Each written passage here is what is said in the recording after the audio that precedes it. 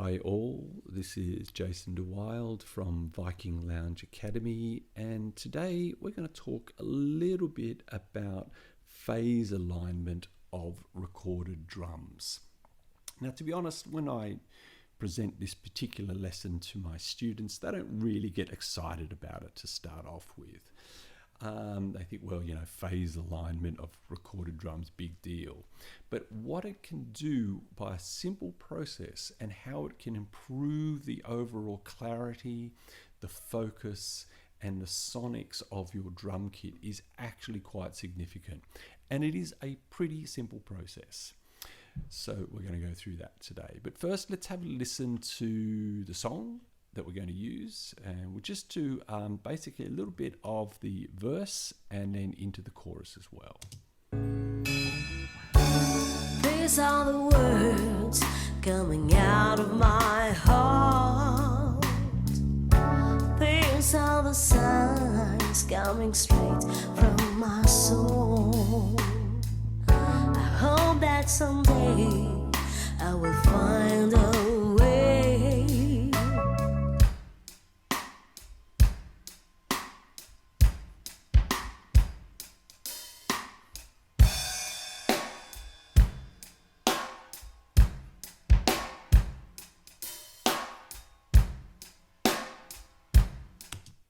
Okay, so the drums actually sound pretty good.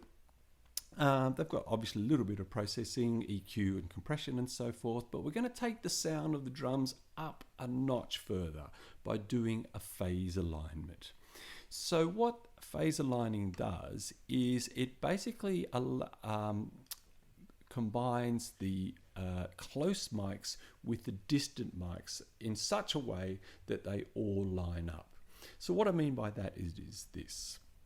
We've got an example of a close mic, which is our kick drum in this case.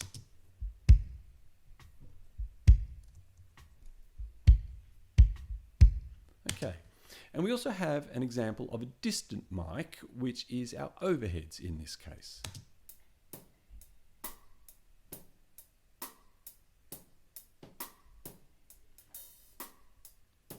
And as you can hear, in the overheads, there's actually quite a bit of kick in there. And so what you're doing is when you're mixing, you're combining the close and the distant. So our overall perception of the kick drum is going to be a combination of the close and the distant mic.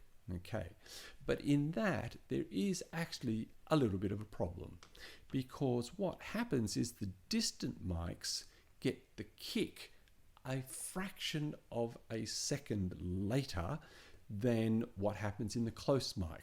So let me show you what I mean by that. So we're going to find a kick drum, okay, and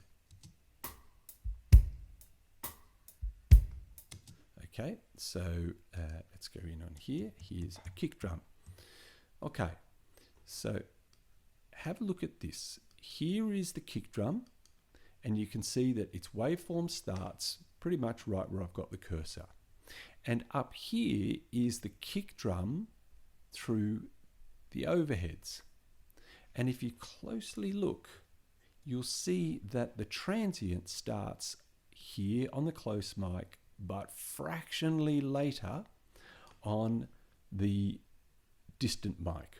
And we can measure that actually. So at the moment it is at 207, if you look up here, 207 samples. So what's happening is the kick drum comes into the close mic, and then 207 samples, it goes into the overheads. That combination and the fact that they're a little bit out of time will actually blur the image of the kick drum. So we need to have, generally we want these in alignment. One way to approach it is to move the kick drum back by 207 samples. But that is going to be a little messy, especially if you've got lots of edits. So it's not really something that we would do. And also too, when you want to compare them, it's difficult to switch on and off again.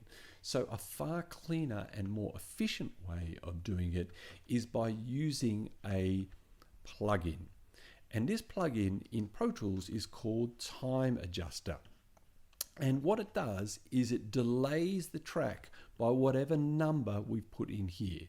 So we measured our distance here between the kick and this kick as 207. So I'm going to put in a delay of 207 samples in the kick drum.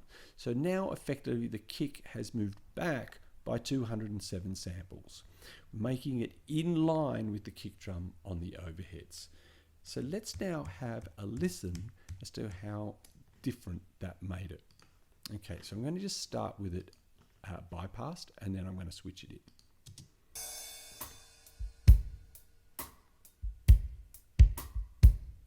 And in.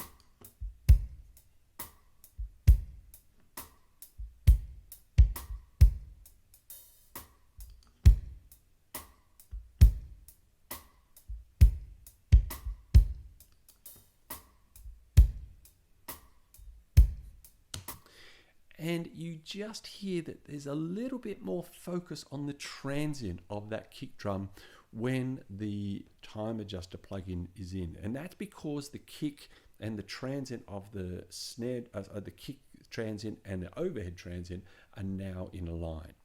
Let's use another example. We're going to do it this time on the snare drum. So here is the snare. And I'll just keep the kick, snare, and overheads in. And actually, there's two snare drums.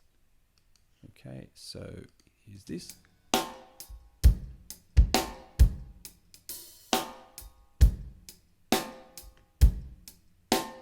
Okay, so we have a little same problem. So I'm going to now just move the first snare up to where the overheads are.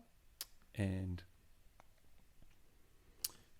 check to see where there's a snare drum. Okay, so we have a snare drum right here.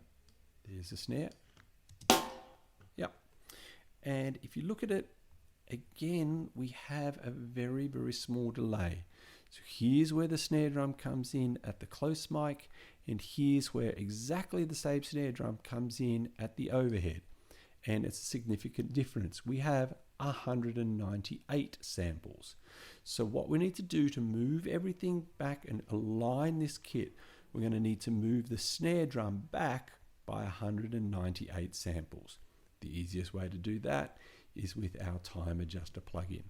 So I'm going to now type in 198. Okay, and while we're here, I'm just going to measure the second snare drum as well. Here is snare 2. Yep. Okay, so here is snare 2, and here is the transient, and now going into where the overhead one is, and we are looking at here at 189 samples. Yep, 189 samples here. So here is the time adjuster plugin again, and I'm now going to type in 189. 189. Okay. So now, what we do is we have a listen to what a difference that has actually made.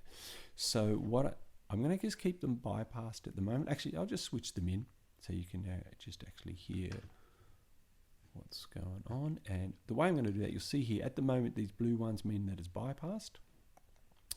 And I will just switch those on now so you can hear it.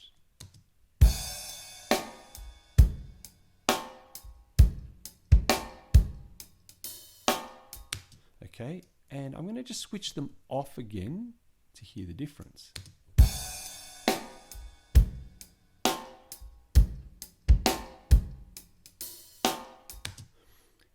And that is already a massive difference. So it's making by moving the snares back in time with the overheads, you'll see that it is actually really making a great difference to the clarity and the focus. So what we're going to do now, let's hear it with them bypassed, and then I'm going to switch them in.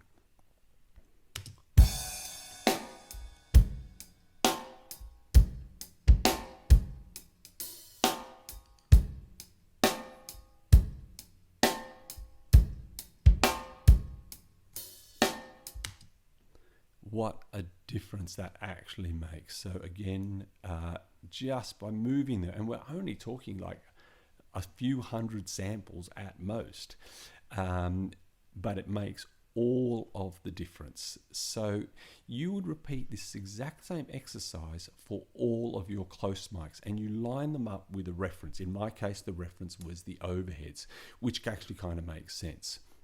Now, I've actually done that for the whole kit. So what we're going to do now is I'm just going to play the whole kit, solo all of that. Cool. And what we will do is we will, I'll show them all bypassed at the moment. Okay, so all of the time adjuster plugins are bypassed at the moment, and then I'll switch it in so you can hear the difference.